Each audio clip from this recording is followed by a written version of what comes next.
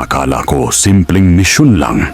Magtuturo lang ako, maglilingkod, tapos uuwi rin.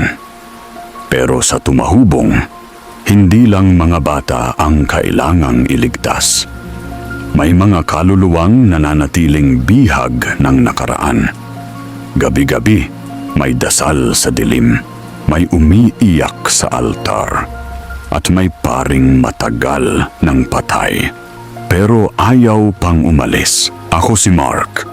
Andito ang kwento kung paano ako naging guro, saksi, at alay sa isang sumpang hindi pa tapos. Unang kabanata. Ako si Mark. Dating volunteer teacher sa Claret School ng Tumahubong, Basilan. Isang idealistang nagtungo sa lugar na yon hindi para sa sweldo dahil wala naman talagang malaki roon, kundi para sa tinatawag kong personal na misyon. Gusto kong magturo, gusto kong tumulong, gusto kong madama na may silbi ako sa mundo. Pero hindi ko akalaing ang simula ng lahat ng iyon ay magiging pintuan papasok sa isang bagay na hindi ko kayang ipaliwanag. Isang bangungot na kahit ilang taon na ang lumipas, dala ko pa rin hanggang ngayon. Tumahubong. Ang pangalan pa lang may bigat na. Malayo ito sa Maynila. Ilang oras na biyahe sa eroplano, ilang oras pa sa bangka, at higit kalahating araw sa magulong land trip bago ka makarating sa mismong komunidad. Para kang ibinababa mula sa langit. Tapos isasalpak sa lupaing laging tinatabingan ng ulap at usok. Tahimik ang lugar, pero hindi kapayapaan ang katahimikang iyon. Kumbaga sa balat, parang may galos na tinapalang maayos. Pero ramdam mong nananatili ang hapdi sa ilalim. May tensyon, hindi hayagan, pero tila laging nakatago sa bawat sulyap ng mga bata, sa mga buntong hininga ng mga magulang, at sa paraan ng pagtahimik ng mga madre kapag may nabanggit tungkol sa nakaraan. Pagdating ko, sinalubong ako ng mga bata sa paaralan.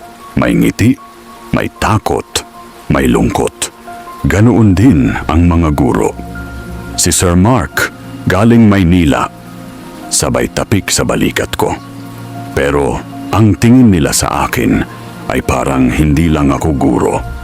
Parang isa akong bagong alay sa isang sinaunang ritual na ayaw nilang pag-usapan. Ipinakilala ako ni Sister Clarissa, ang head ng mission center. Mahinahong babae, pero parang laging may iniisip. Dito ka muna tutuloy, sabay turo sa isang maliit na kwarto sa tabi ng faculty office. Iyan dati ang silid ni Father. Napakunot noo ako. Father? Tanong ko. Father Roel Galardo. Isa siya sa mga paring nagtatag ng eskwelahan. Matagal na siyang wala. Baka narinig mo na rin ang kwento niya. Umiling ako. Hindi pa po. Ngumiti si Sister Clarissa, pero walang saya sa kanyang mga mata. Huwag mong alalahanin. Pahinga ka na muna. At sa gabing iyon, unang gabi ko sa Tumahubong, may naramdaman na agad akong kakaiba. Bago matulog, sinipat ko ang kwarto. Maliit, simple, pero maayos. May lumang estante ng libro sa gilid.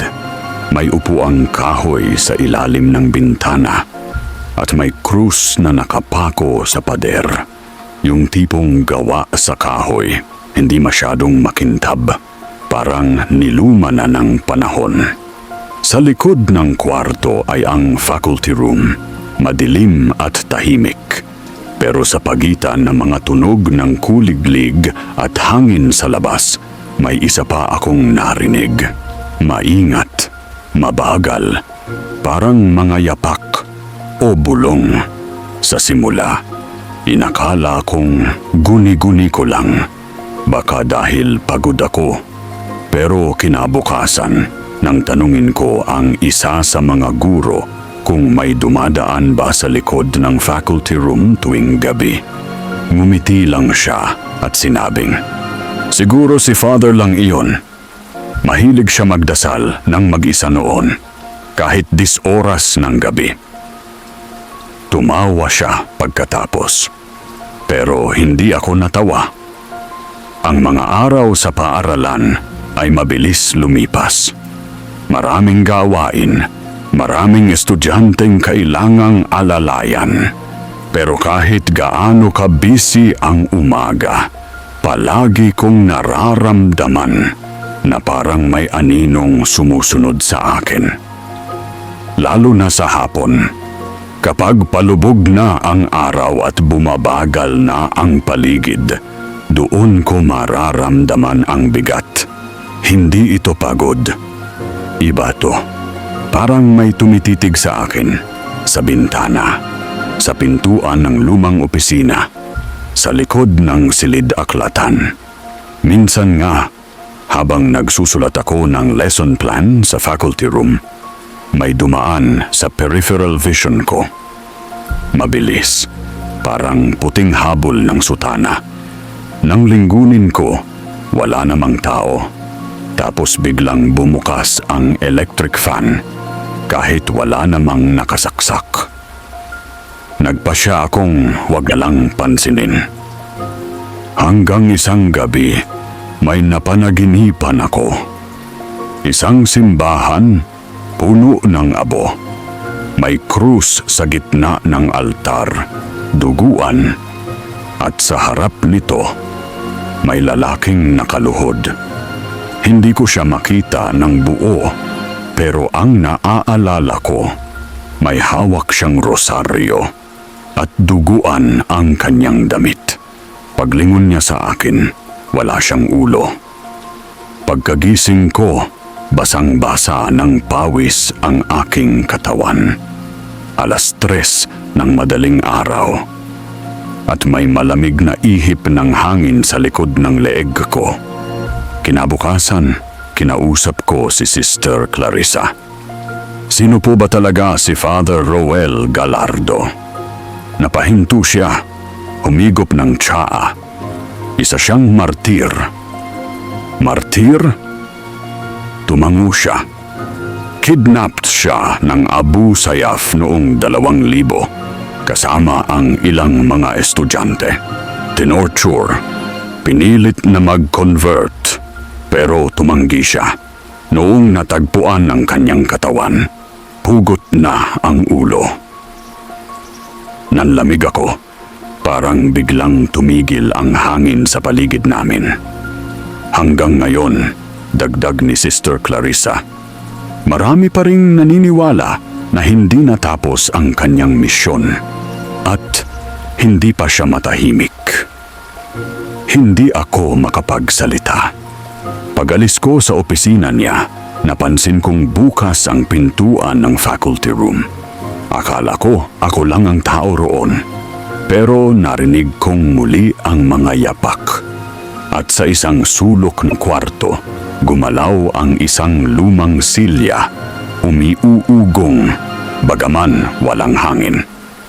Napatingin ako sa kisame at ang rosaryong nakasabit sa krus biglang nahulog. Mula sa araw na iyon, alam kong may nagmamasid sa akin. At marahil, hindi lang ako ang kanyang binabantayan. Ako si Mark, at ang lahat ng ito, ang aking pagtuturo, ang aking misyon, ay simula pa lamang ng isang alaalang hindi ko makakalimutan. Hindi ito simpleng alaala. Isa itong sumpa.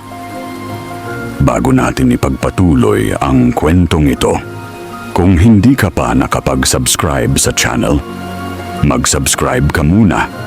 I-like itong video, i-share sa mga kakilala mo dyan sa lugar nyo, at maging sa mga online friends mo sa Facebook, Messenger at TikTok. Huwag din kalimutang mag-iwan ka ng comment. Ilagay mo ang mga bagay na naranasan mo na hindi mo maipaliwanag dahil baka hindi lang ikaw ang nakaranas ng mga kababalaghang iyon. Gusto ko lang din isama sa paalalang ito na magkakaroon tayo ng bagong upload schedule. Ang mga bagong video na ilalabas natin ay tuwing Lunes, Miyerkules at Biyernes. Sa kadahilanang ito lamang ang pasok sa schedule ko dahil ako ay nagtatrabaho pa tuwing umaga para magserbisyo sa mga kababayan natin na nagpapa-check up dito sa health center sa lugar namin. Para may oras pa akong mag-edit sa gabi at mabusisi ko ang kwentong ginagawa ko at mapaganda palalo. Maraming salamat po sa inyong pag-unawa. Ikalawang kabanata. Ang paring matapang. May mga pangalan na sa pagbigkas mo pa lang, may biglang bumibigat sa hangin. Para bang hindi lang alaala ang dala nila, kundi kasaysayang isinulat sa dugo, sa panalangin, at sa katahimikan ng mga hindi na muling nagsalita. Ganoon ang epekto sa akin ng pangalang iyon, Father Roel Galardo. Pagkatapos ng unang linggo ko sa tumahubong, napilitan akong harapin ang tanong na matagal ko nang iniiwasan. Sino nga ba ang pari sa likod ng mga malamig na hangin, gumagalaw na silya at panaginip kong parang bangungot? Kaya bumalik ako kay Sister Clarissa. Sa pagkakataong iyon, hindi na ako nakikiusap. Naghahanap na ako ng sagot. Kung gusto mong maintindihan, sabi niya, magpunta ka sa lumang archives ng simbahan. Marami roon. Hindi lahat isinulat, pero sapat para makakita ka ng buo. Pagdating ko sa archives, amoy amag at alikabok ang bumungad sa akin. Gawa sa kahoy ang kisame at may isang lumang bentilador sa sulok na paika-ikang umiikot. Bawat hakbang ko ay may langit-ngit ng lumang sahig. Para akong pumapasok sa sariling tiyan ng simbahan. Sagrado, pero mapanganib. Sa ilalim ng mga lumang papel at folders na halos kainin na ng panahon, nahanap ko ang isang brown envelope na may nakasulat na pangalan. Father R. Galardo, CMF. Ang unang papel sa loob, isang liham petsa, Pebrero 2000, 3 buwan bago ang insidente. Kung dumating man ang panahon na mawalan ako ng boses, sana'y magsalita ang gawa ko. Kung mawala man ang katawan ko, sana'y manatili ang alaala ko kung saan ako nagmahal, dito sa tumahubong. Parang tumigil ang oras habang binabasa ko ang sulat na yon. Hindi ito simpleng paalam. Premonisyon ito. Parang alam na niya ang mangyayari. Sumunod kong binasa ay newspaper clipping mula sa isang diaryong lokal.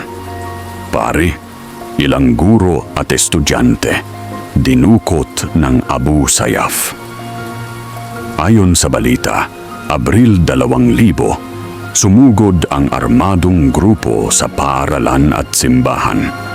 Kinuha nila si Father Galardo, ilang guro at mga bata. 3 linggo silang bihag. Ayon sa mga nakaligtas, pinilit ng mga rebelde si Father Galardo na mag-convert. Pinilit siyang itakwil ang kanyang pananampalataya. Ngunit tumanggi siya. Araw-araw, kahit bugbog, kahit ginutong, kahit pinanood niyang pahirapan ang ibang kasama. Matapang siya, sabi ng isa sa mga guro na nakausap ko kinabukasan. Hindi siya umiyak, hindi siya nakiusap para sa sarili niya. Ang inalala niya, ang mga bata. Nasaan siya nang huli siyang makita? Tanong ko. Saglit siyang natigilan. May tumestigo na huling nakita siya, nakaluhod, nasa gitna ng kampo, hawak ang rosaryo. Tapos, pugot na. Bulong ko. Tumango siya, mabagal. Katawan lang ang nakuha namin, yung ulo, hindi na. Bago natin ipagpatuloy ang kwentong ito, shoutout time muna tayo para sa ating mga bagong tagapakinig at mga avid followers na sina Ma'am AJ 5598 from Bulacan, Daryl Vlogs 09, J We T3Y from Zamboanga City, Myra Ortiz 8586, Herminia Yamazaki 6863, avid listener natin from Baguio, Christopher Ongonion, Ma'am Naloa 143, listening from Oman, Ma'am Vicky Grimaldo, Blinds Unlimited na taga San Jose, Tacloban City, Ma'am Maria Che Risa de La Paz 57, at si Ma'am Haria Yeth 407. Maraming salamat po sa inyong walang sawang pagsuporta at pakikinig sa ating channel. At kung ikaw gusto mong magpa-shoutout, mag-comment ka lang ng pa-shoutout po at ilagay ang iyong lugar kung taga saan ka. Dahil baka ang kwento diyan sa lugar ninyo na tungkol sa kababalaghan at horror ang susunod nating mai-feature dito sa channel.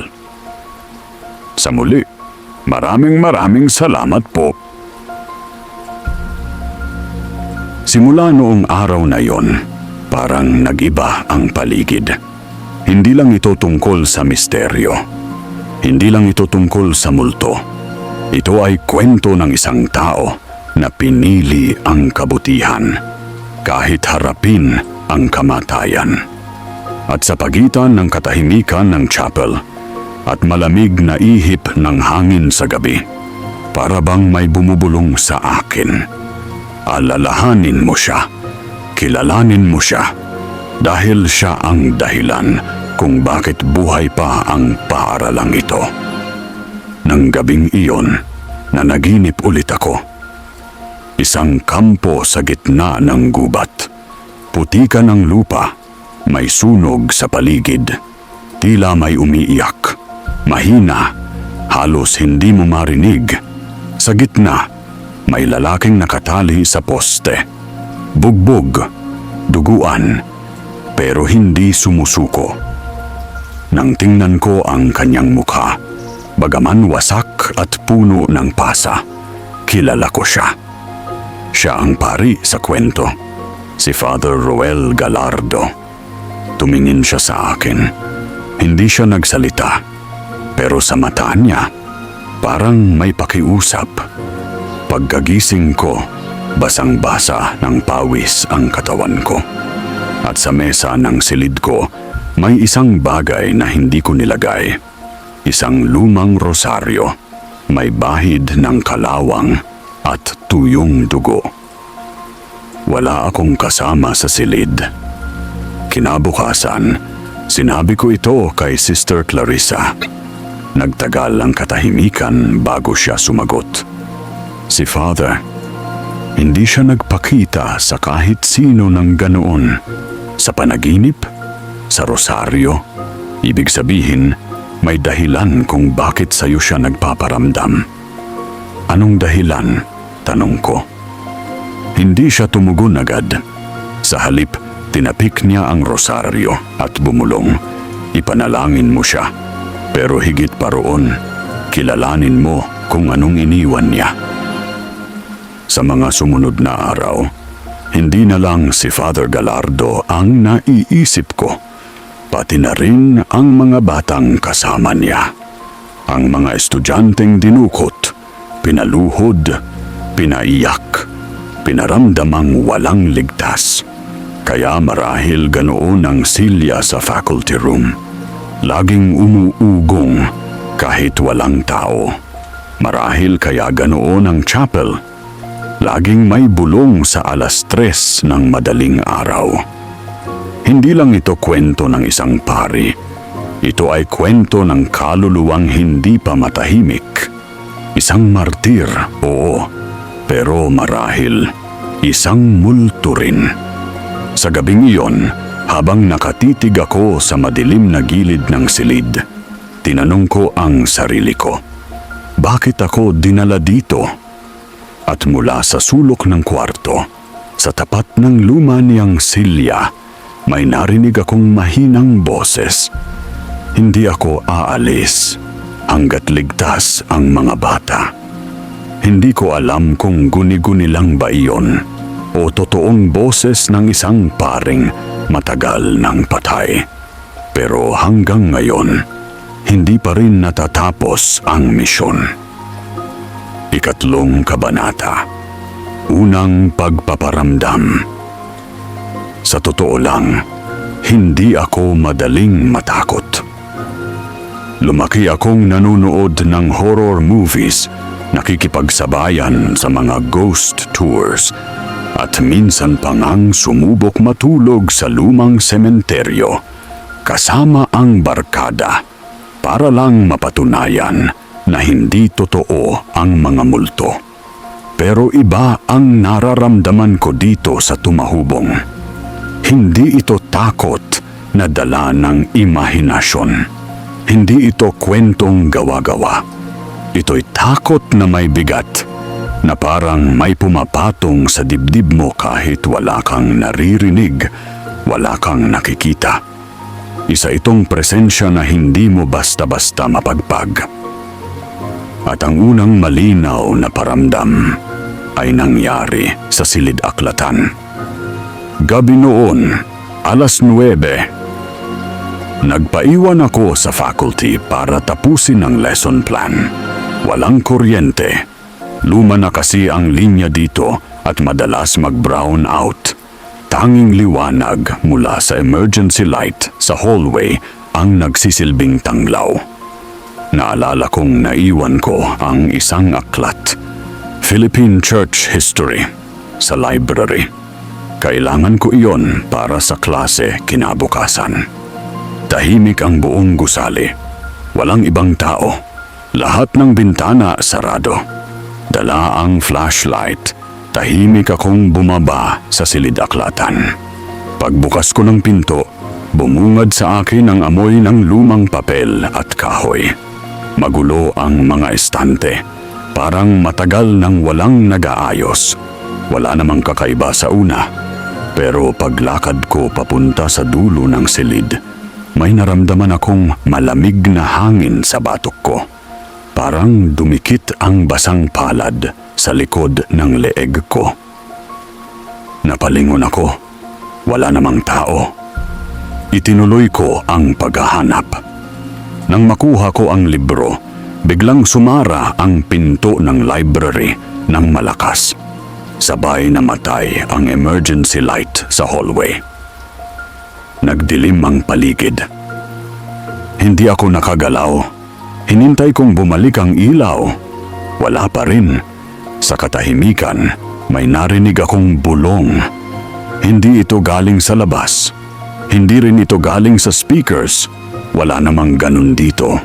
Dinig ko ito sa pagitan ng mga aklatan. Sa mismong likuran ko. Mahinang tinig, paulit-ulit. Huwag mong hayaang makalimutan nila. Bigla akong napatakbo palabas. Halos mabitawan ko ang libro. At sa pagliko ko sa hallway pabalik ng faculty, may nadaanan akong bukas na pinto. Yung dating opisina ni Father Gallardo. Wala namang hangin, pero umuuga ang silya sa loob. 1, 2 beses. Pangatlong ugo, tumigil. Pero nang sulyapan ko ng mabilis ang lamesa, may nakita akong piraso ng papel na tila bagong-bago. Parang sinulat lang ngayon. Nilapitan ko iyon, may kaba. 3 salita lang ang nakasulat. Ako'y naririto pa. Kinabukasan, tinanong ko ang ilang estudyante. Ayoko sanang takutin sila, pero gusto kong malaman kung ako lang ba ang nakakaranas ng ganito. May napapansin ba kayo sa library? Tanong ko habang nag-aayos sila ng mga libro. Tahimik ang klase. Tuminginan ng 2, pero walang sumagot. Isang batang babae, si Ana, ang tahimik na lumapit sa akin pagkatapos ng klase. Sir, mahinang boses niya. Di po kayo nag-iisa. Napakunot noo ako. Anong ibig mong sabihin? Yung silya ni Father, tuwing hapon, may nauupo ron, pero walang tao. Kinilabutan ako. Dumaan ang mga araw, paunti-unti, mas dumadami ang kababalaghang nararamdaman ko. Sa faculty room, laging may nalalaglag na ballpen sa mesa ni Father. Laging nawawala ang kandado ng kanyang drawer na sarado na dapat.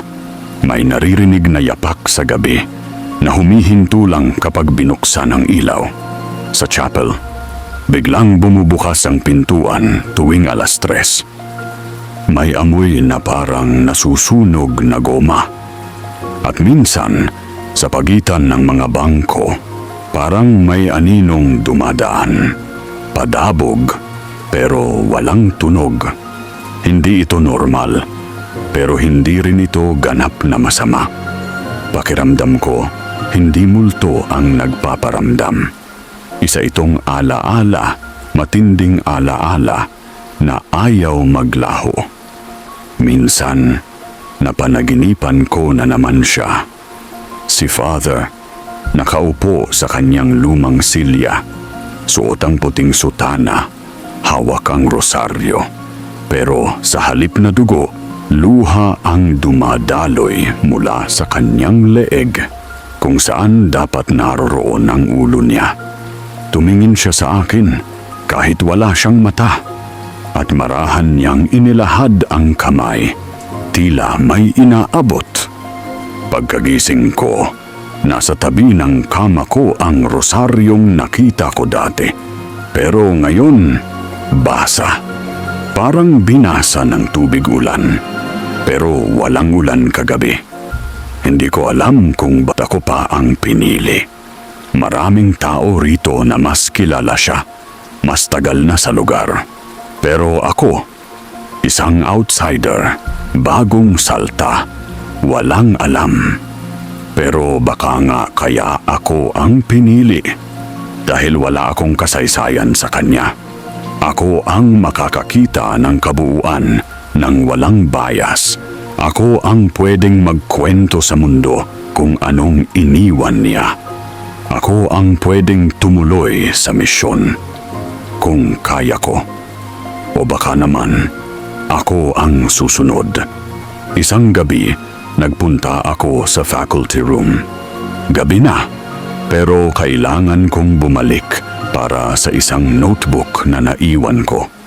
Pagbukas ko ng pinto, may nakita akong ilaw sa mesa ni Father. Isang kandila nakaandar. Walang kandila kanina. Nang lumapit ako, may amoy na sunog.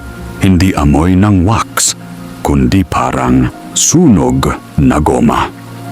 At sa ilalim ng kandila, may bagong papel, isang sulat. Pareho ang sulat kamay sa nahanap kong mga lumang dokumento ni Father. Binasa ko ito. Hindi ako hinihingi ng dasal lamang. Kailangan ko ng saksi, ng makakarinig, ng magpapatuloy. Tumayo ang balahibo ko. Lumingon ako. Walang tao. Pero mula sa kanto ng faculty room, may dumaan na anino. Mabilis, payat, parang bata. Sumunod ako. Bukas ang pinto ng lumang opisina. At sa loob, naroon ulit ang Silya, umiikot, umuugong. Wala pa ring nakaupo, pero parang may bigat na nakadagan doon.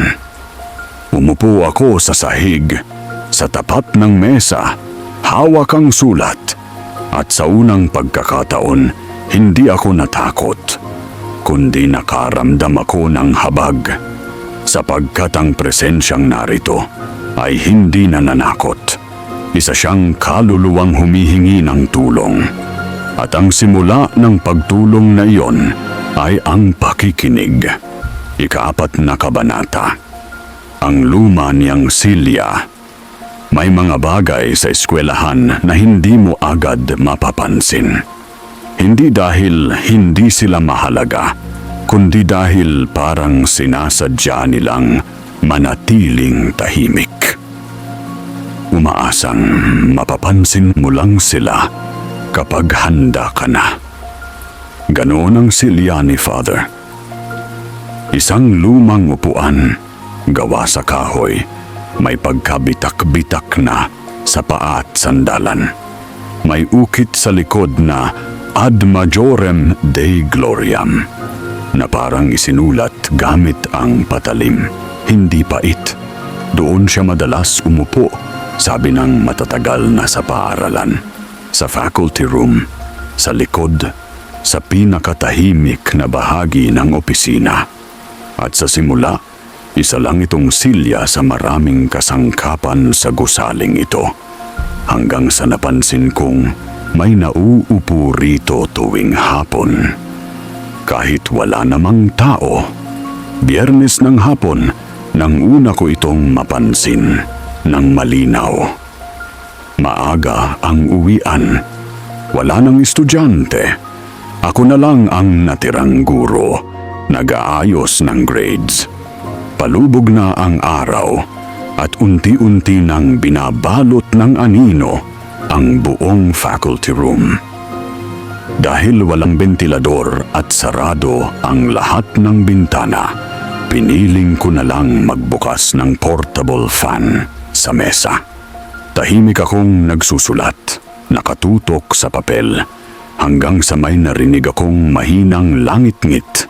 Akala ko sa bentilador galing, pero hindi. Mula ito sa likod, kung saan naroon ang lumang Silya ni Father Gallardo. Nilingon ko iyon.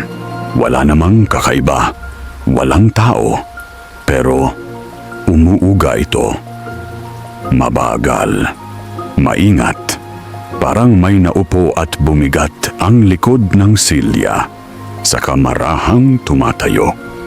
Isang ugo, 2, 3, tapos biglang tumigil. Hinintay kong gumalaw muli. Wala ring ibang tunog. Wala akong naramdamang hangin o lindol.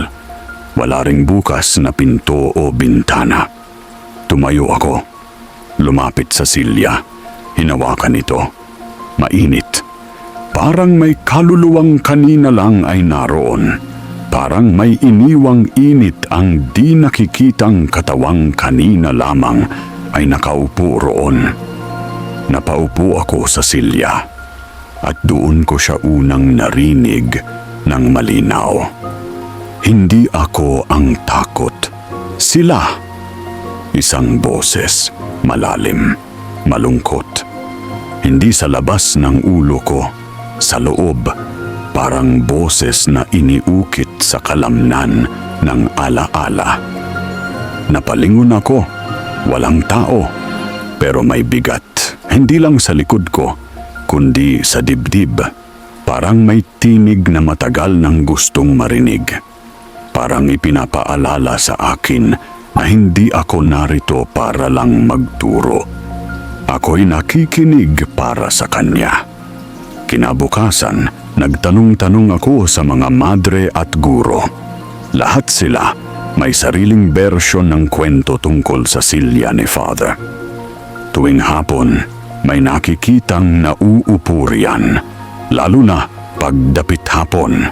Pero huwag mong banggitin sa mga bata. Hindi lahat handa sa ganyan.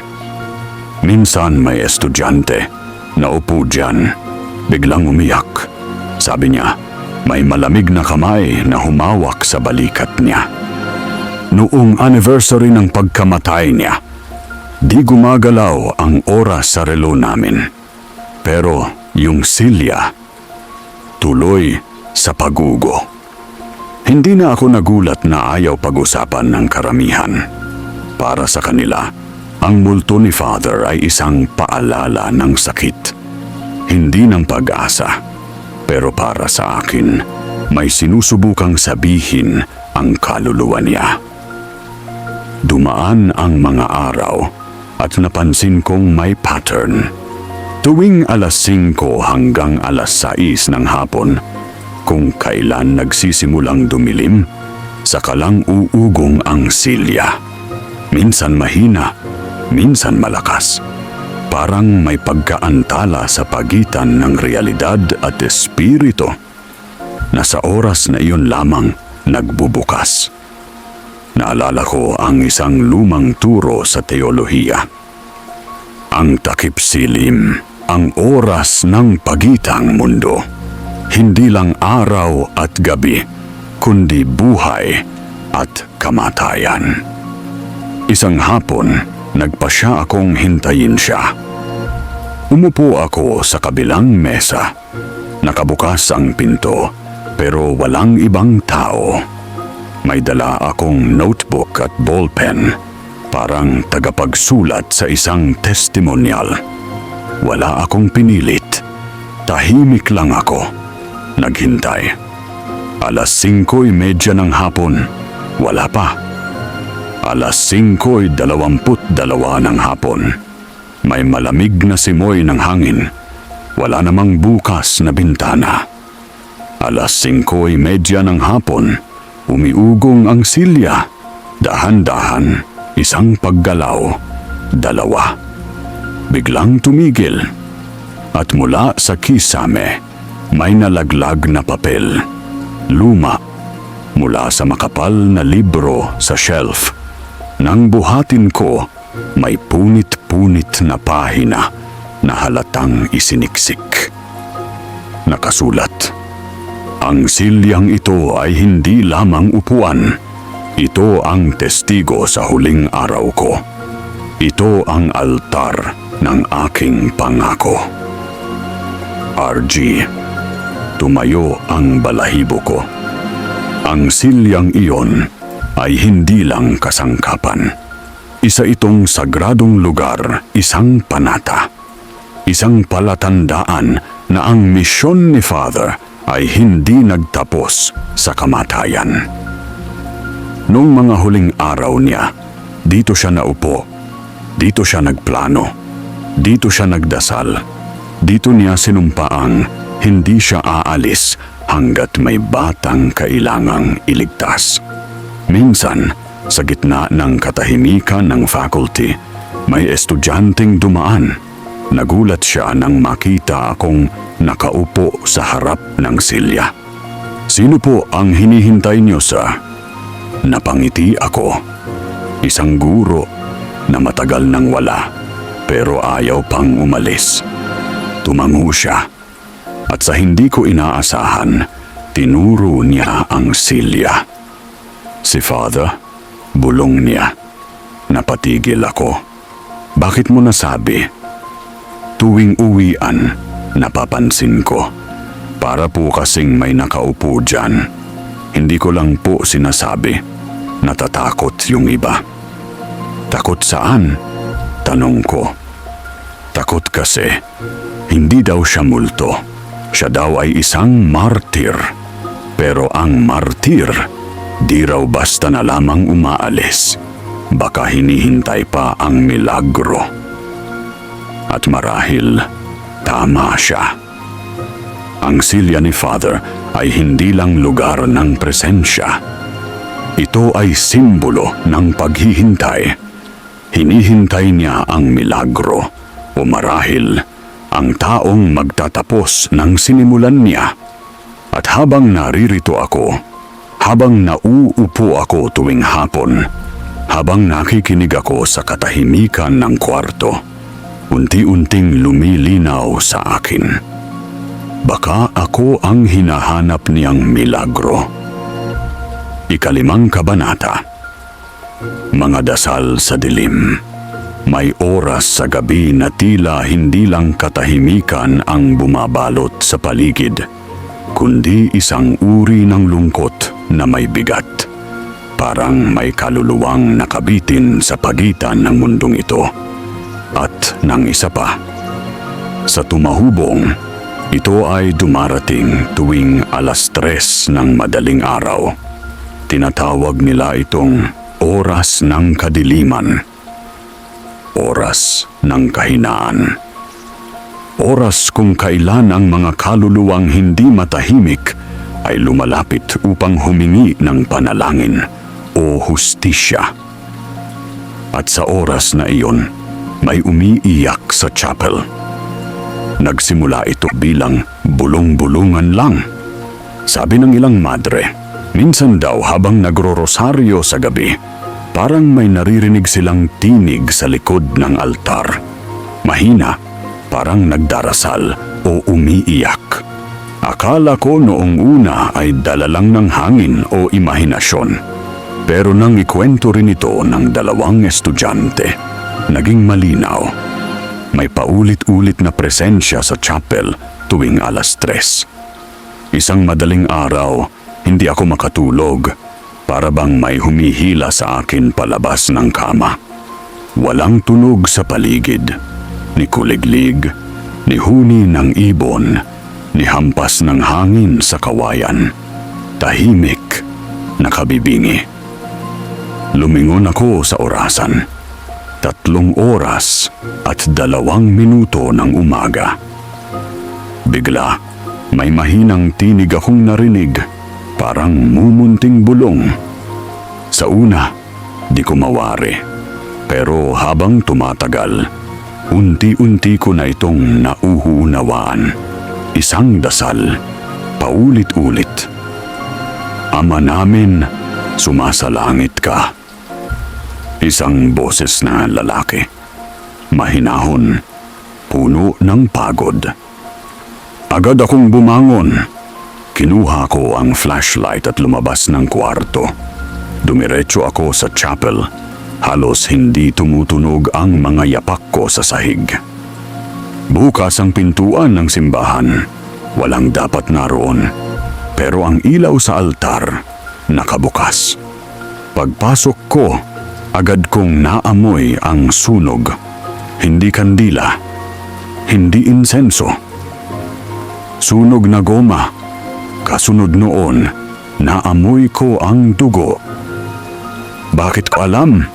Dahil may halimuyak itong metalikong pait, parang kalawang na sariwa. Naglakad ako papasok. Walang tao, walang tunog maliban sa pag-uukit ng hangin sa mga bangko. Sa mismong harap ng altar, tila may liwanag na gumuhit. Hindi mula sa kandila, hindi mula sa ilaw, liwanag na malamig. Tumayo ako sa tapat ng lectern kung saan binabasa ang ebanghelyo. Doon ko siya narinig ulit. At patawarin mo kami sa aming mga sala. Nang linggunin ko ang gilid ng altar, may nakita akong aninong nakaluhod. Hindi malinaw ang mukha. Hindi rin siya ganap na anyo ng tao. Parang silweta lang ng isang lalaking payat, nakayuko, hawak ang rosaryo. Umiiyak. Hindi ko siya matanong. Hindi ako makakilos. Para akong nakapako sa lugar. Nanlamig ang buo kong katawan. Sa pagitan ng mga hikbi, bumulong siya. Bakit hindi sila ligtas? Hindi ko sila nailigtas. Sa sandaling iyon, hindi na ako takot. Nalungkot ako. Bumalik ako sa faculty room matapos ang ilang minuto. Hindi alam kung ano ang naramdaman. Doon ko lang napansin ang aking mga palad basa. Hindi pawis, hindi tubig, luha. Kinabukasan, nagpasya akong linisin ang chapel. Isa sa mga madre, si Sister Angeline, ay naroroon. Tahimik lang siya habang nagwawalis ako sa gilid ng altar. Nagtanong ako, Sister, totoo ba na may umiiyak dito tuwing 3:00? Tumingin siya sa akin, mahina ang boses. Mula pa noon, akala namin isa lang sa mga batang dinukot. Pero minsan, may tinig na mas matanda, mas malalim, mas basag. Hindi niyo sinasabi sa mga estudyante. Hindi. Natatakot silang bumalik sa chapel. Isa itong lugar ng dasal, hindi takot. Pero alam naming may mga dasal sa dilim na hindi na para sa Diyos, para na sa mga kaluluwang naiwan. Nagpatuloy siya sa pagwawalis, pero bago siya lumabas, iniwan niya akong may tanong na hindi ko agad masagot. Kung boses iyon ni Father, bakit siya umiiyak? Hindi ba siya dapat payapa na? Isang martir, isang banal, isang bayani. Pero kung siya nga ang naroroon sa gitna ng dilim, bakit puno ng pagsisisi ang kanyang tinig? Bakit ang dasal niya hindi para sa sarili, kundi para sa mga batang hindi nailigtas? Nagsimula akong mag-research. Binasa ko ang lahat ng ulat ukol sa kidnapping. Maraming bata ang nakaligtas. Oo, pero may 3 hindi na muling nakita. Pinaniniwala ang pinaslang. Iniwan sa kagubatan. Hindi sila pinangalanan sa mga dokumento. Parang nabura na lang sila sa kasaysayan. Ito ang tumutusok kay Father. Hindi ang kanyang pagkamatay, kundi ang pagkabura ng alaala ng mga batang iyon. Muling dumating ang 3:00. Muli akong bumangon. At sa pagkakataong ito, may dala akong dasal. Pumasok ako sa chapel. Wala nang flashlight. Umupo ako sa gitna ng mga bangko. Tahimik. Walang bumati. Walang tunog. Pero ang bigat ay naroon. Ang amoy ng sunog. Ang panlalamig ng hangin. Huminga ako ng malalim. Isinara ang mata. At sa gitna ng dilim, sinambit ko, Ama namin, sumasalangit ka. At habang inuusal ko ang dasal, may naramdaman akong lumapit sa aking likuran. Hindi hakbang, hindi aninag, kundi bigat. Pumuwesto sa likuran ko. At sa pagitan ng huling linya ng dasal, isang boses ang sabay na nagsalita sa akin. At iligtas mo kami sa lahat ng masama. Amen. Pagdilat ko, wala nang anino, wala nang boses. Pero sa harap ng altar, may bagong kandila. Nakaayos, bagong sindi. At sa tabi nito, may papel. Nakasulat sa lumang tinta. At halatang isinulat gamit ang kamay. Hindi ko sila nakuhang buhay, pero maaari pa ba silang makauwi? Hindi ko alam kung sino ang dapat sagutin. Hindi ko alam kung kaya ko. Pero isang bagay ang tiyak. Ang dasal sa dilim ay panawagan ng kaluluwang natigil sa gitna. At ang panawagang iyon, ako lang yata ang naririnig. Ika-6 na kabanata. Mga estudyanteng nawawala. Hindi ko na alam kung anong oras ako nagsimulang matutong makinig sa katahimikan. Baka noong unang gumalaw ang silya ni Father, o O nung unang may bumulong sa dilim? O baka nga mula pa nung unang gabi sa tumahubong, nung maramdaman kong may presensyang nagmamasid, nagbabantay, at baka nga naghahanap ng hustisya. Pero ang hindi ko akalaing mararanasan ay ito, ang isa-isang pagkawala ng mga bata. At nagsimula ito sa pinakamasayang araw ng linggo, Biyernes. Umaga ng Biyernes nakatanggap ako ng paalala mula sa office. May estudyanteng hindi pumasok.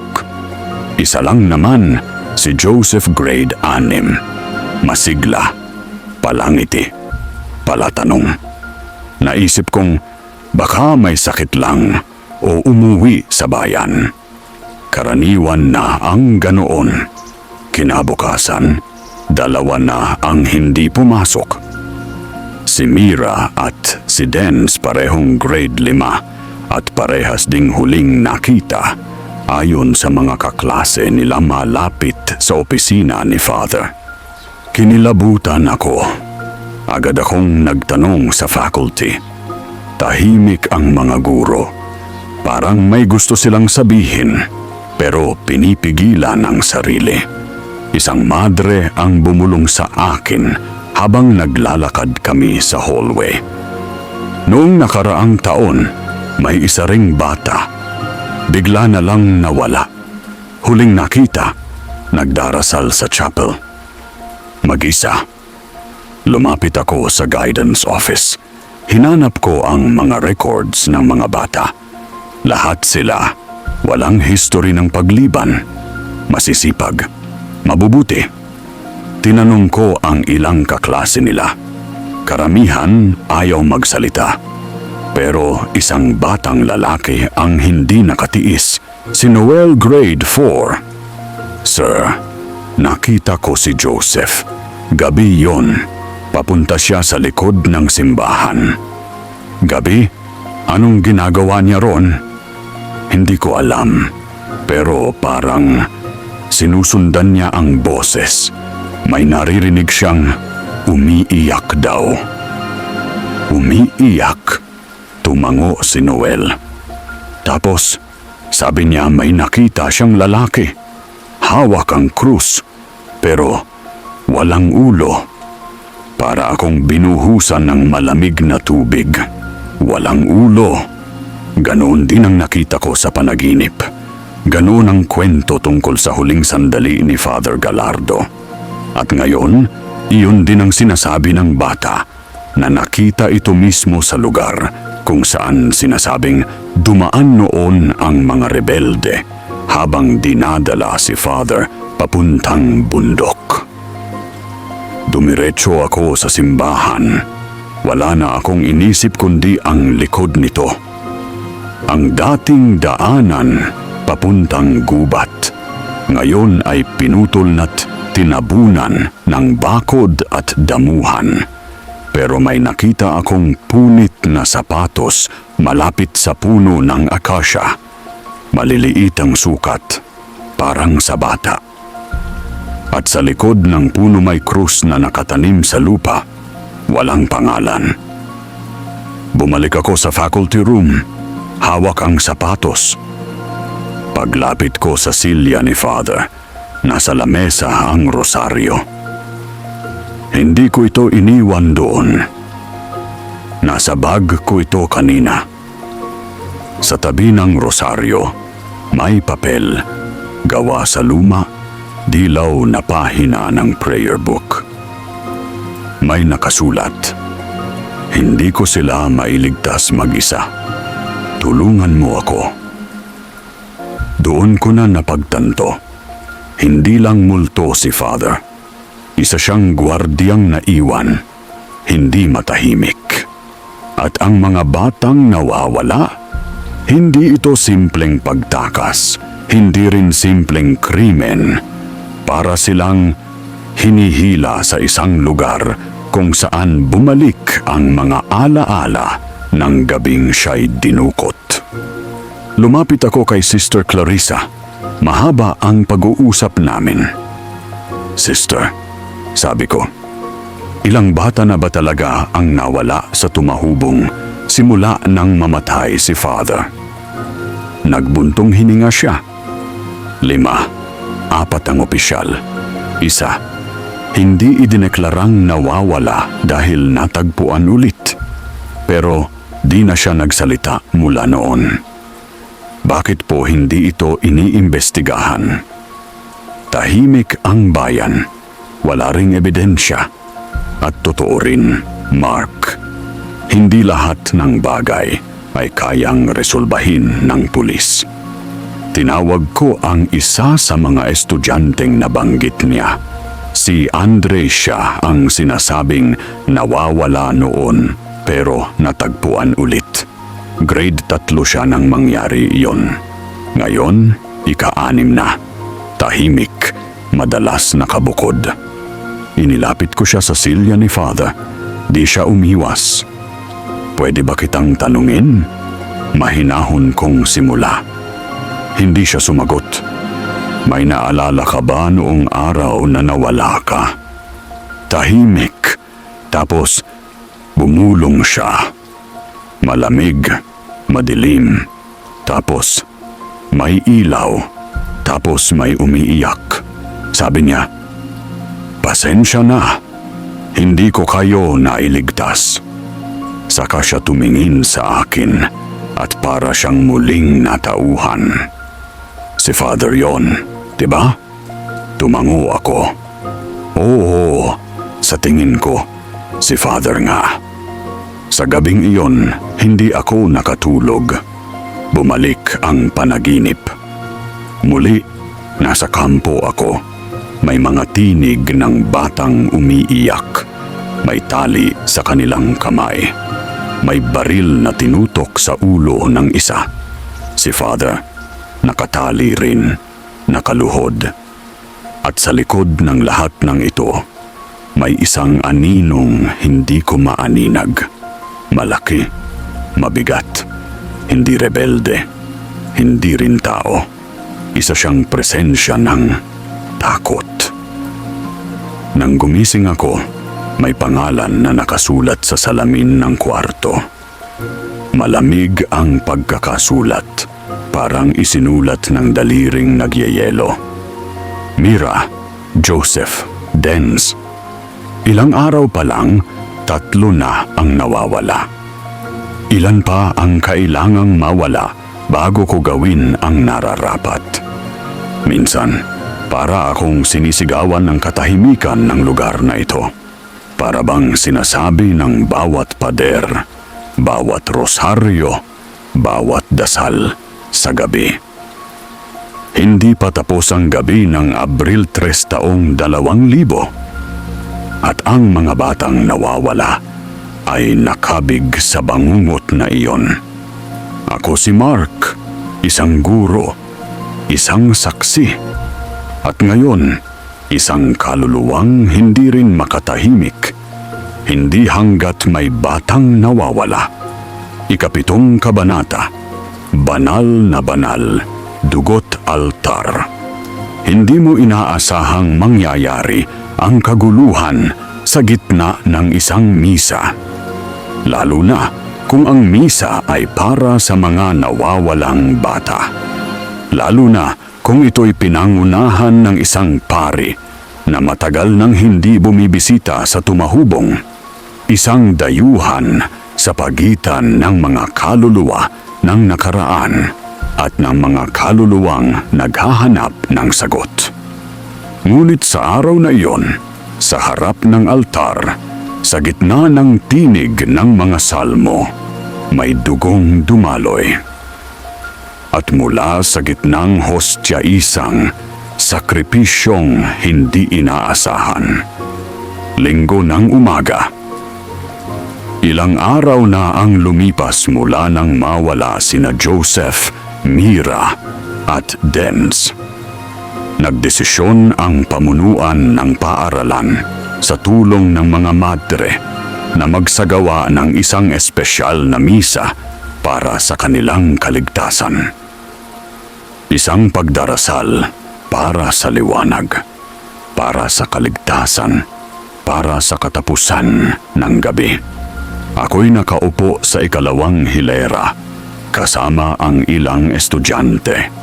Tahimik ang paligid, lahat nakasuot ng puti. Bawat ama namin, bawat Santo Rosario, ay tila may kahulugang higit sa ritual. Ngunit habang lumalalim ang misa, napansin kong may kakaiba sa simbahan. Hindi gumagalaw ang hangin. Hindi rin gumagalaw ang mga kurtina, ni ang mga kandila.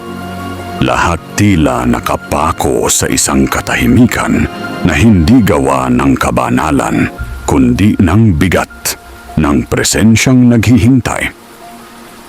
Nang tumayo ang pari para basbasan ang hostia, tila bumagal ang oras.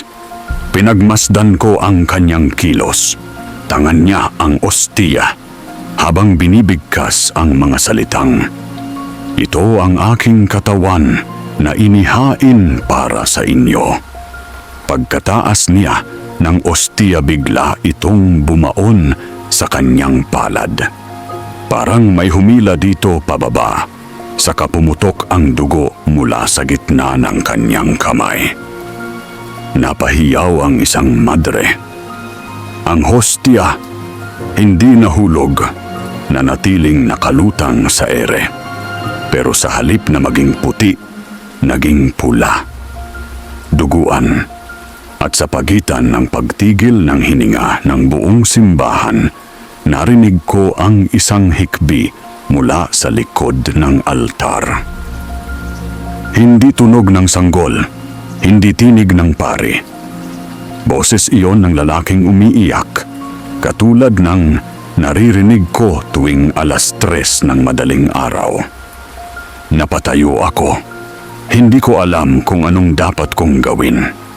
Ang pari nanginginig habang hinahawakan ng kanyang palad. Hindi na siya makapagsalita. Isang madre ang sumugod para alalayan siya.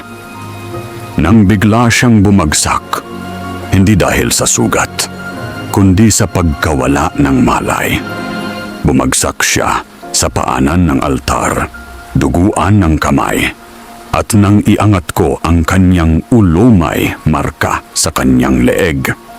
Hindi sugat, hindi hiwa. Isang hugis ng rosaryo na parang sinunog sa kanyang balat. Tumawag ng ambulansya, sigaw ng isa. Nagkagulo ang mga estudyante. Ang ilan ay umiiyak. Ang ilan pinipigilan ng mga guro na lumapit sa altar. Ako, hindi na gumalaw. Tila pinako ako ng aking mga sariling paningin sa gitna ng krus sa altar. Dahil ang krus pumupunit. Hindi literal, pero para bang ang anyo nito ay nadudurog. Mula sa itaas pababa, parang may bitak ang kahoy. At sa gitna nito, may butil ng dugo na umaagos sa paanan ng imahe ni Kristo. At sa bandang likod, sa mismong punto tinitigan ko, nakita ko ulit ang anino. Nakatayo, hawak ang rosaryo, walang ulo. Pagkatapos ng misa, agad na nilinis ng mga madre ang altar. Walang gustong magsalita, walang gustong magtanong. Ang official report, heat stroke, raw ang dahilan ng pagkakabagsak ng pari. Pero walang paliwanag sa dugong tumulo mula sa hostia. Wala ring paliwanag sa pagkapaso ng kanyang balat sa hugis ng rosaryo. Kinausap ko si Sister Clarissa kinagabihan. "Hindi ito normal, sister," sabi ko. "Hindi ito basta init. May nangyayaring mas malalim." Tahimik siya. Hanggang sa nagsalita siya ng mahinahon. "May ilang beses nang nagkaganito dati. Pero hindi ganito katindi. Hindi pa ito umaabot sa altar." Ibig sabihin, dumarating na siya rito Sa mismong banal na lugar? Tiningnan niya ako, diretso sa mata. Mark, hindi lahat ng espiritu ay kayang pumasok sa altar. Pero kung martir siya, baka siya'y pinapayagan. At kung siya'y puno ng sakit at pagsisisi, baka dala niya ang bigat ng nakaraan. O dala niya ang sumpa. Nang gabing iyon, bumalik ako sa simbahan. Wala nang ilaw, sarado ang mga bintana. Ako lang mag-isa. Sa harap ng altar, nakaupo ako, tahimik. Doon ko ulit naamoy ang nasusunog na goma. At sa gitna ng dilim, nakita ko ang pamilyar na liwanagang silhouette ng taong walang ulo na kaluhod. Nilapitan ko siya. Hindi ako kinabahan. Hindi na. Umupo ako sa tabi niya. Binuksan ko ang rosaryong ibinigay niya noong mga unang gabi. Narito ako, bulong ko. Hindi ko alam kung anong magagawa ko, pero handa akong makinig. Tumingin siya, hindi literal, pero naramdaman kong naroon ang kanyang atensyon. At sa harap naming dalawa, tumulo ang isang patak ng dugo sa altar. Doon ko naintindihan. Ang altar ay hindi lamang sagrado. Ito na rin ay lugar ng paghahanap, ng pag-amin, at ng pagtubos. 3 bata ang nawawala. Isang pari ang humihikbi sa dilim. At ang altar na minsang lugar ng katahimikan, ngayon ay basang-basa ng dugo. 8 kabanata, ang maleta. Bawat simbahan, sabi nila, may sariling libingan ng alaala. Hindi lang ito yung sementeryo sa likod ng chapel. Hindi lang yung retablo o mga imaheng ipinipinta sa mga pader, kundi mga bagay na minsang hinawakan ng mga taong tumira roon. Mga bagay na iniwang walang paliwanag, walang pagwawakas. At sa lumang faculty office ni Father, isang maleta ang naghihintay sa likod ng lumang cabinet. Hindi ko ito hinanap. Ako ang natagpuan nito. Gabing iyon, ako lang ulit ang nasa faculty room. Sanay na ako sa ganitong sitwasyon. Gabi, tahimik, presensyang hindi mo man kita, dama mo. Tapos may biglang langit-ngit mula sa isang sulok, hindi mula sa silya ngayong gabi, kundi mula sa lumang filing cabinet na parang biglang bumukas ng kusa. Lumapit ako, bumungad ang mga lumang folder, punit-punit na papel, at isang bagay na tila hindi nabuksan sa loob ng halos 2 dekada. Isang itim na maleta balot ng alikabok at tela ng panahon. Wala itong pangalan, walang tag, pero may maliit na ukit sa sulok, RG. Agad akong naupo, dinala ito sa harap ng mesa ni Father. Hinawakan ko ang zipper, at sa pagkalas ng metalikong tunog, parang huminga ang silid. Sa loob, mga sulat. Maraming sulat, luma, dilaw. Ang ilan ay parang isinulat sa mga tagpong nagmamadali. May tinta pa ng pawis, may sulat kamay na pamilyar. Ang sulat ni Father Gallardo. Kinuha ko ang pinakaunang sulat, halos masira sa kalumaan. Abril 1, 2000. Kung ito man ang huli kong pagsusulat, hayaan mong malaman ng makakabasa nito na hindi ako natatakot mamatay. Ang ikinatatakot ko ay hindi ko sila mailigtas. Hindi ko sila maihatid sa liwanag. Ang mga bata ay mas matapang pa sa akin. Tuwing gabi, Pinipilit kong itago ang luha. Pinipilit kong ipakita na may pag-asa pa. Pero unti-unti na silang nauubos. Hindi sa katawan, sa loob, sa paniniwala. Kung mamatay man ako, sana hindi ako aalis hanggat ligtas sila. Father Roel G. Napaupo ako. Hindi lang ito sulat ng isang pari. Ito'y huling hininga ng isang taong sinusubukang maging ilaw kahit siya mismo ay nilalamon ng dilim. Nagpatuloy akong magbasa. Sa sumunod na sulat, isinalaysay niya ang bawat gabi habang bihag, ang gutom, ang pananakot, ang mga panalangin ng mga bata, at ang palihim na pagtuturo ng dasal kahit bawal. Isa pa sa mga sulat, tila isinulat sa mismong gabi bago siya pinugutan. Naririnig ko na ang mga yabag sa di kalayuan.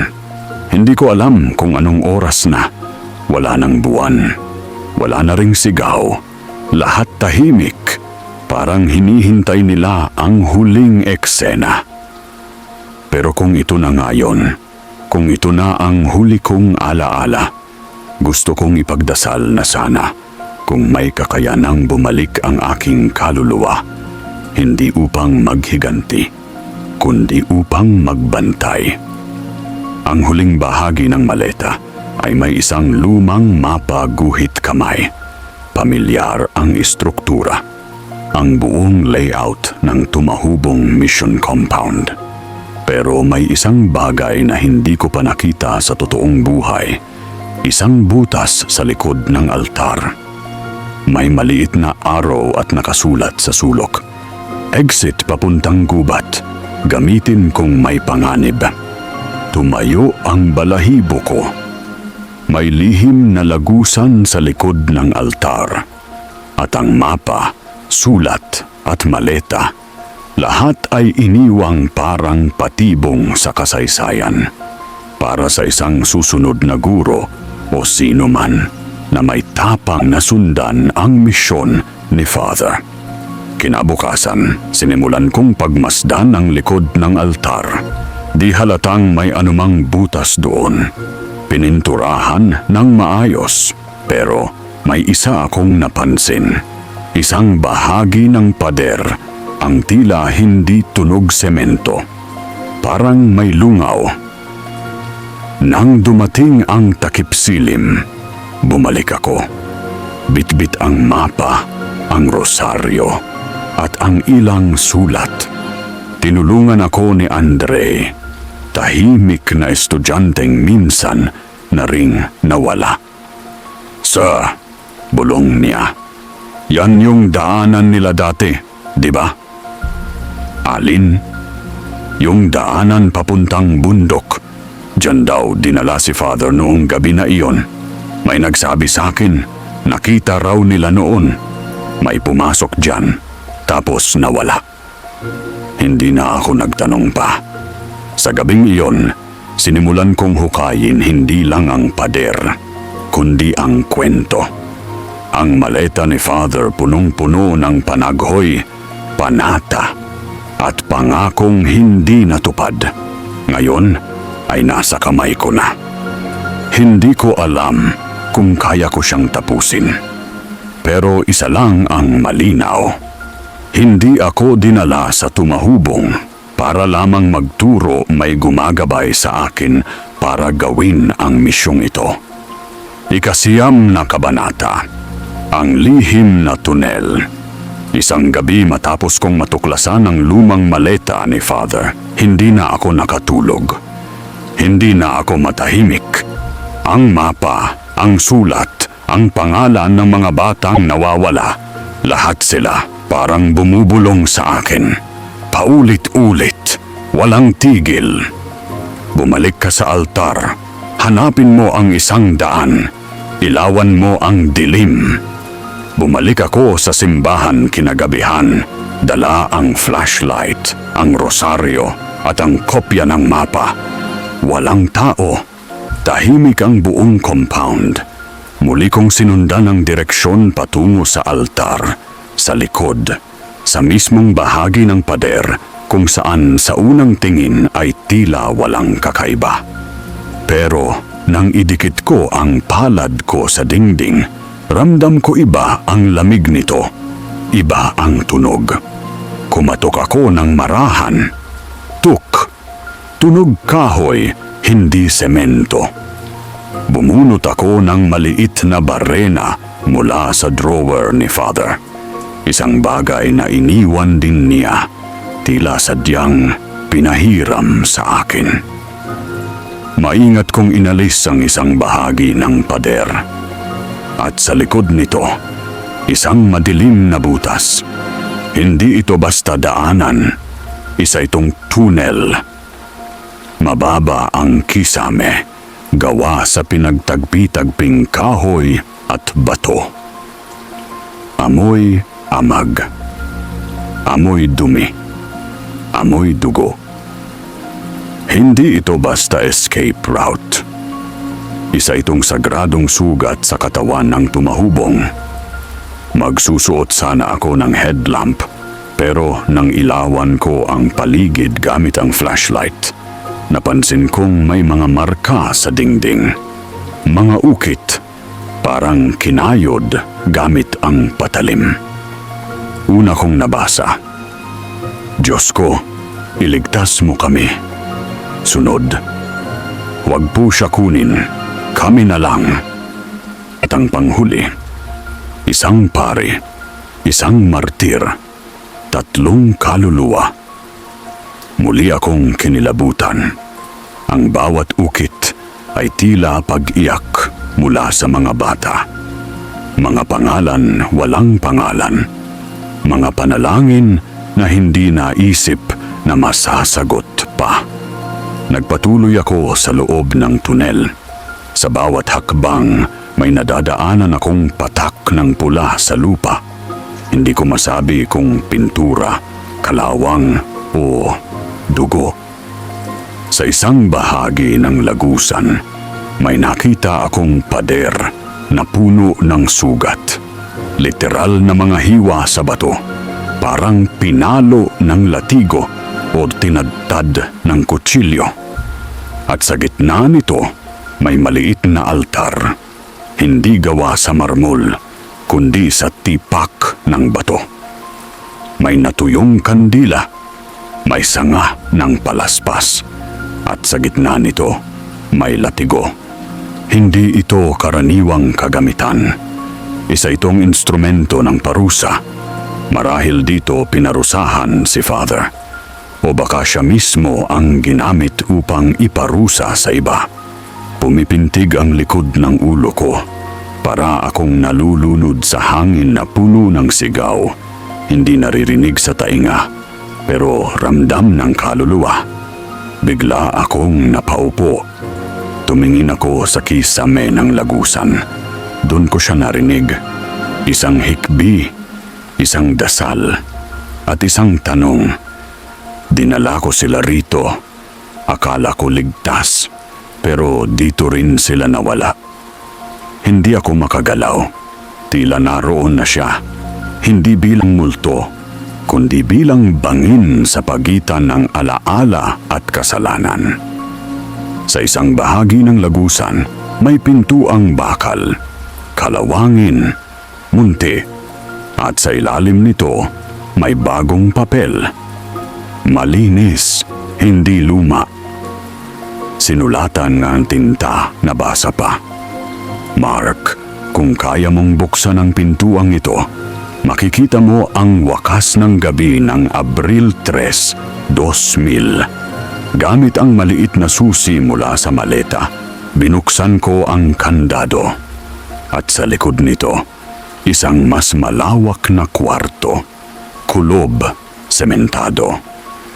Sa dingding, may mga drawing ng bata, stick figures, may hawak na rosaryo. May isang lalaking may bilog na lang sa leeg imbes na ulo. May bahagi ng sahig na may uka, para bang may bagay na hinila palabas. o isinuksok pailalim. At sa gitna ng lahat ng ito, may 3 upuang kahoy. Kaya kong hulaan, sina Joseph, Mira at Dens. Sila ang pinakahuling dinala rito. Bakit? Hindi ko pa alam. Pero alam ko na ito. Ang lugar na ito ay sagradong larangan ng pagdurusa. Hindi ito basta ginawang taguan. Isa itong lugar kung saan pinilit ni Father na iligtas ang mga bata. At kung hindi niya nagawa noon, baka ako ang hinihiling niyang tumuloy. Bumalik ako sa faculty room bago magbukang liwayway. Nanginginig, basang-basa ng pawis at takot. Pagupo ko sa lamesa ni Father, may nakita akong papel. Hindi ko ito iniwan doon. May bagong sulat, bagong tinta, pamilyar na sulat kamay. Mark, salamat. Ngayon alam mo na. Pero hindi pa sila ligtas. May isa pang lagusan, mas malalim, mas madilim. Doon ako pinatay.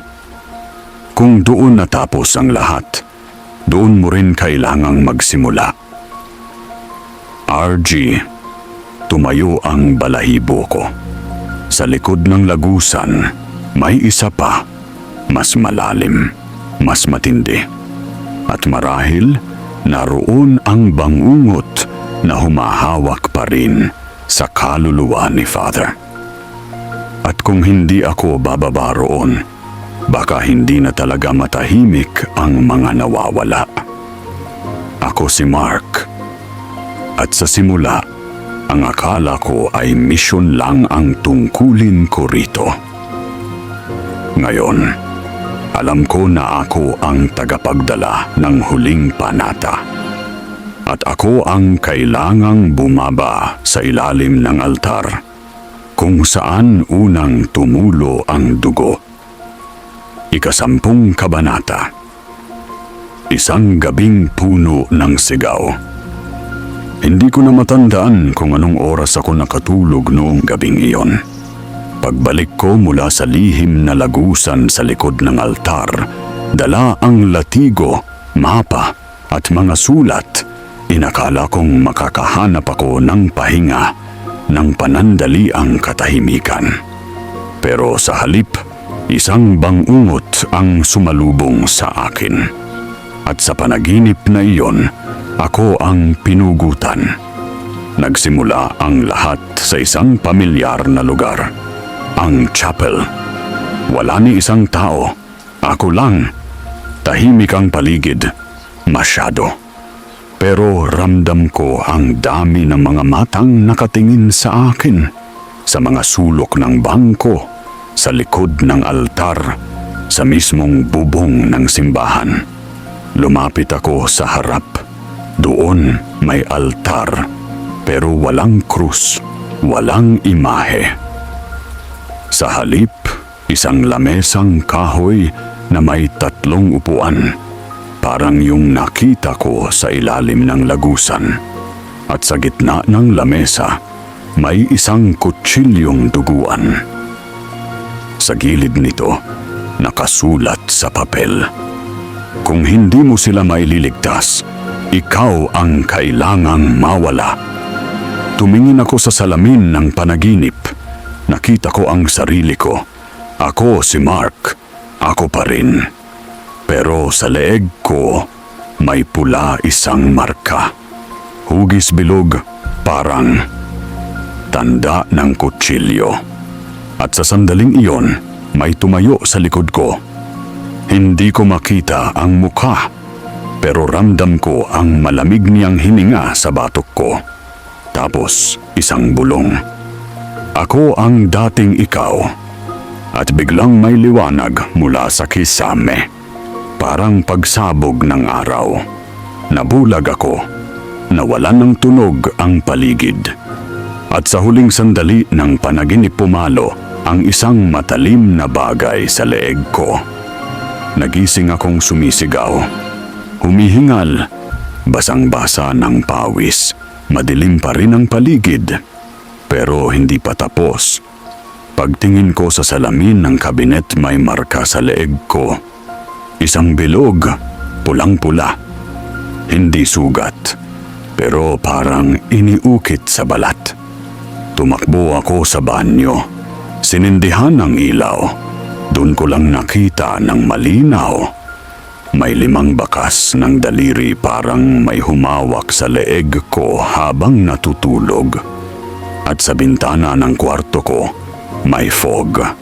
Sa gitna nito, nakasulat gamit ang daliring basa. Malapit na! Nabaling ang tingin ko sa rosaryo ni Father, nakasabit sa pako sa pader. Ngunit ito'y nakalaglag na, basa, at kulay itim na ang mga perlas nito. Hindi ko na alam kung anong mas totoo, ang bangungot o ang paggising.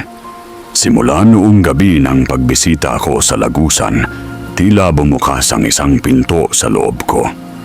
Parang hindi na lang si Father ang nakalubog sa pagitan ng mundo't kabilang buhay, pati ako.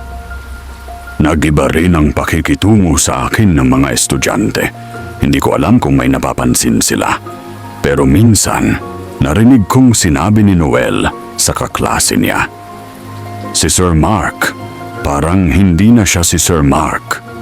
At alam ko kung bakit. Mula ng gabing iyon, nagsimula akong makarinig ng sigaw. Hindi lang isang tinig, kundi maraming tinig.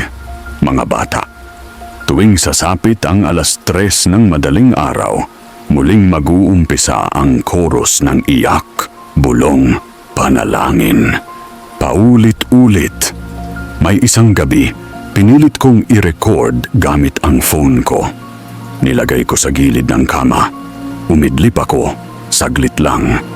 Pagkagising ko, 3:48 ng umaga. Tiningnan ko ang audio file. May isang clip. Nang pakinggan ko, halos bitawan ko ang telepono. Basag na tinig ng batang babae. "Tapos na po ba, Father? Tapos na po ba ang sakit?"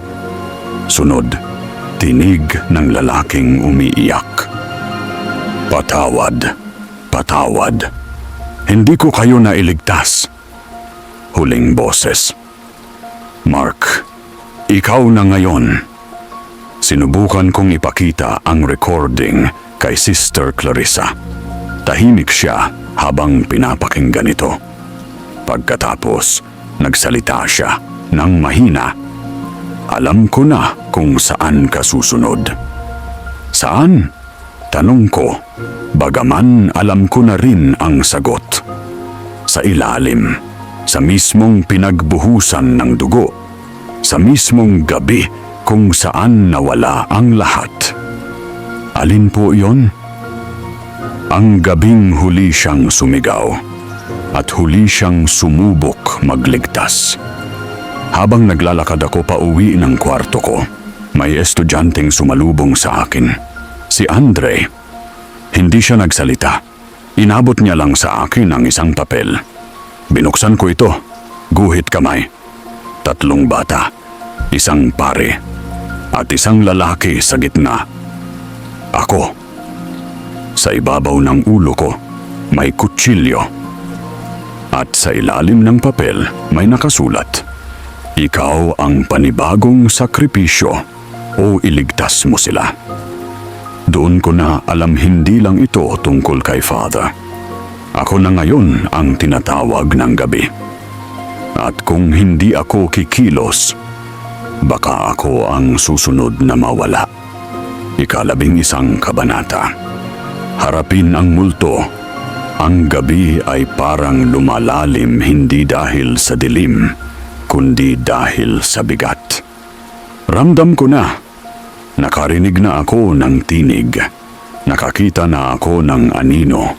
Nakatanggap na ako ng sulat mula sa isang kaluluwang matagal nang dapat ay matahimik. Pero ngayong gabi, hindi na sapat ang pakikinig.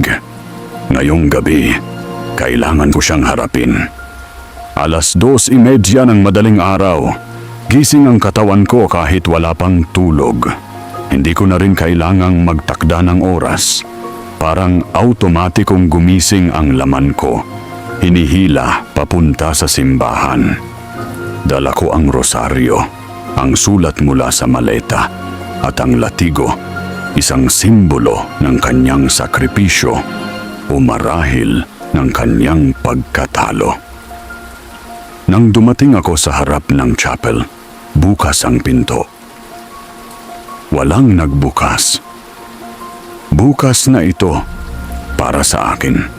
Tahimik sa loob, lahat ng kandila nakasindi. Walang tao. Pero ramdam mo, may naghihintay. Lumapit ako sa altar. Sa paanan nito, may isang lalaking nakaluhod. Puting sutana. Bahagyang umaalog ang balikat. Umiiyak. Alam kong siya na iyon.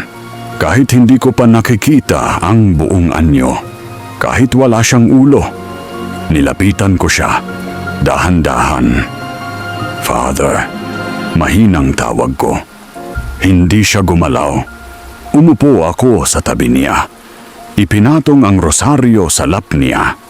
At sa tinig na halos hindi ko rin alam kung akin pa, sinabi ko, narito na ako. Hindi na ako takot. Sabihin mo na sa akin, ano ang kailangan mong tapusin? Maya-maya, nagliwanag ang paligid. Hindi ilaw ng kandila. Hindi rin sinag ng buwan. Isang liwanag na puti, malamig, pero payapa. Parang ulap na may isip. Sa liwanag na iyon, unti-unting lumitaw ang ulo ng lalaking nakaluhod. Hindi duguan sa panlabas. Pero ang kanyang mukha puno ng luha. Isang pari, payat, magaspang ang balat, mapuputi ang buhok. At sa kanyang mga mata, naroon ang buong bigat ng mga hindi nailigtas. Mark, sabi niya. Hindi gumalaw ang labi, pero malinaw sa isip ko. Hindi ako multo. Hindi na ako pare. Ako'y isang aninong naiwan sa likod ng dasal. Hindi ako sumagot agad. Nanginginig ang mga daliri ko. Akala ko martir na ako. Patuloy niya. Pero hindi pala natatapos sa pagkamatay ang pagkapari. Hindi kung may mga kaluluwang naiwan. Tumingin siya sa altar. Bigla itong nagbago. Hindi na ito ang altar ng simbahan. Bigla kaming nasa gitna ng isang kampo mga kahoy. Bato. Mga taling nakatali sa poste. Amoy ng apoy, sigaw ng mga batang babae, tinig ng baril na itinutok. Nakatayo ako at sa harap ko si Father. May bata siyang kinukubli sa katawan niya. Patawad, bulong niya. Mark, nasaan ang mga bata? Nasaan sila? Biglang dumilim ulit. Nasa chapel na kami. At sa gitna ng gitnang bangko, nakaupo sina Joseph, Mira at Denz. 3 anino, mga bata. Hindi sila umiimik, pero lumuluha. At sa leeg ni Mira, may tali pa. Sa kamay ni Denz may hawak na punit na papel. Sa damit ni Joseph, may marka ng dugo. Nilapitan sila ni Father. Mga anak, patawarin niyo ako. Ngunit hindi sila lumapit. Tumingin sila sa akin. Sabay-sabay silang nagsalita. Siya na po ang bagong guro. Siya ang makakapag-uwi sa amin. Doon ko naintindihan. Hindi ako pinili ni Father dahil ako ang pinakamalakas. Pinili niya ako dahil ako lang ang nakinig.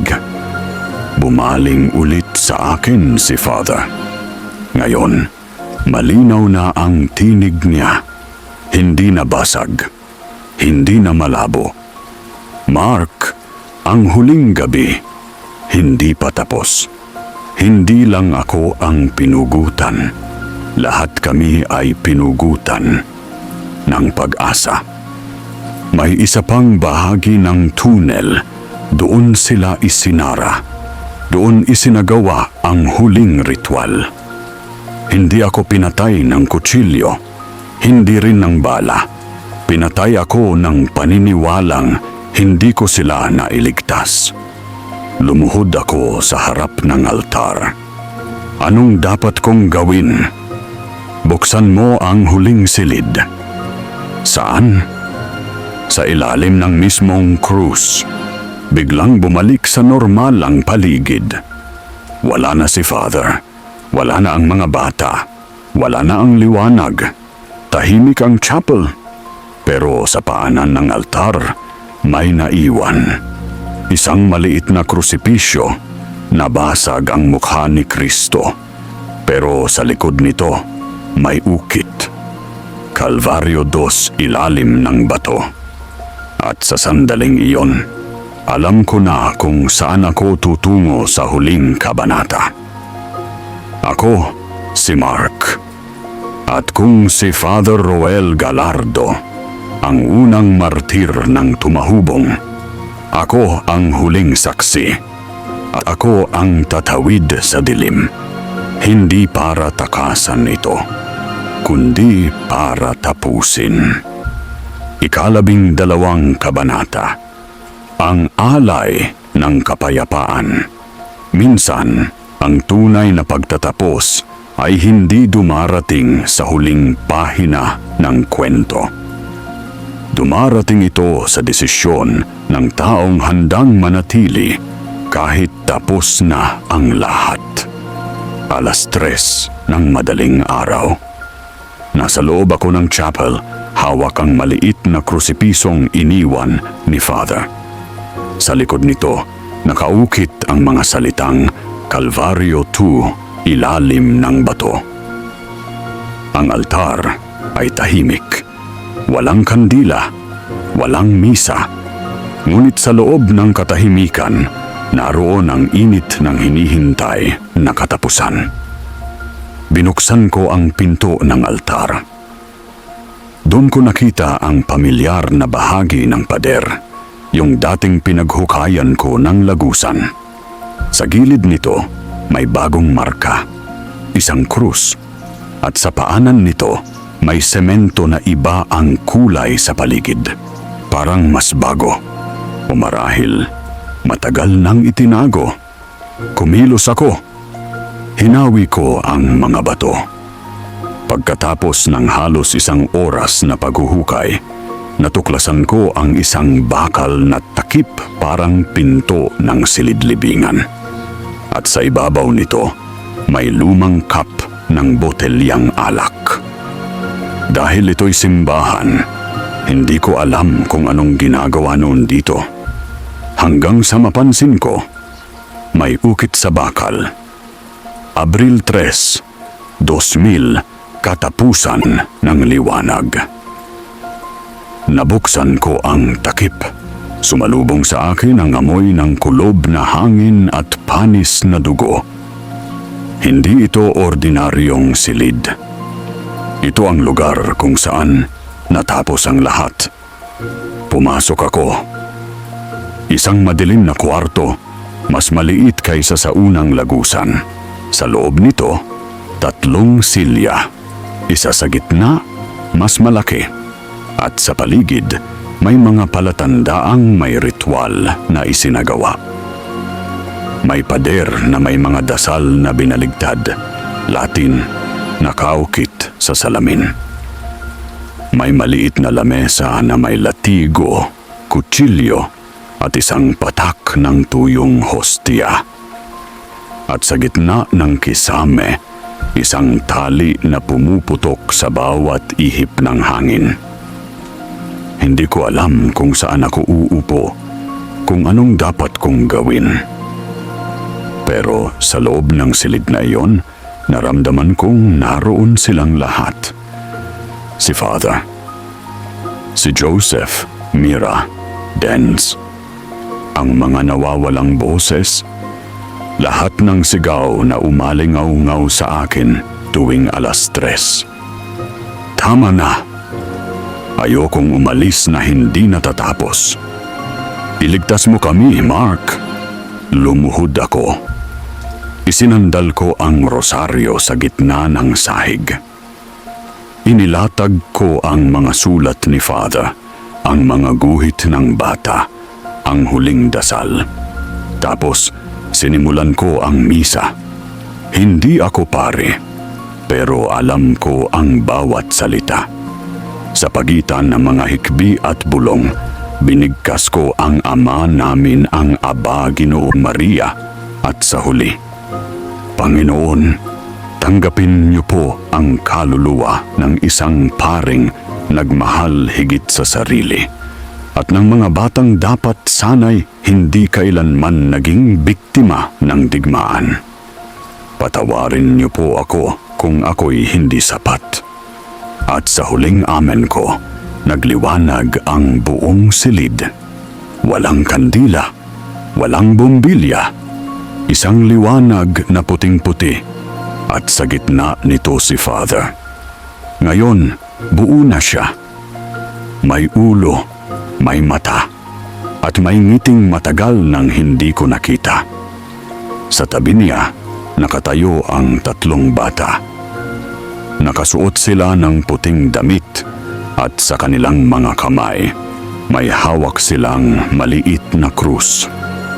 Mark, bulong ni Father. Salamat.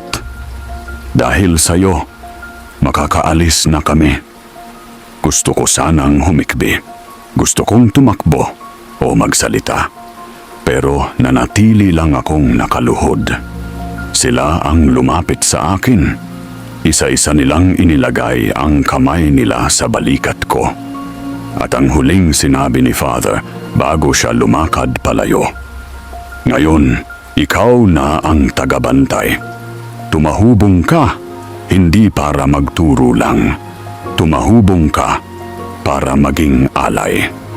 Walang sakripisyo ang nauuwi sa wala. Ngayon, matahimik na kami. Pero ikaw na ang bagong tanod ng kaluluwa. Pagmulat ko, mag-uumaga na. Wala na ako sa silid. Nasa harap na ako ng altar, nakaluhod, hawak pa rin ang rosaryo. Sa paligid, may mga kandilang nakasindi. Pero walang isa mang sindi ang naiwang sinindihan ko kagabi. Lahat, kusa nilang umilaw.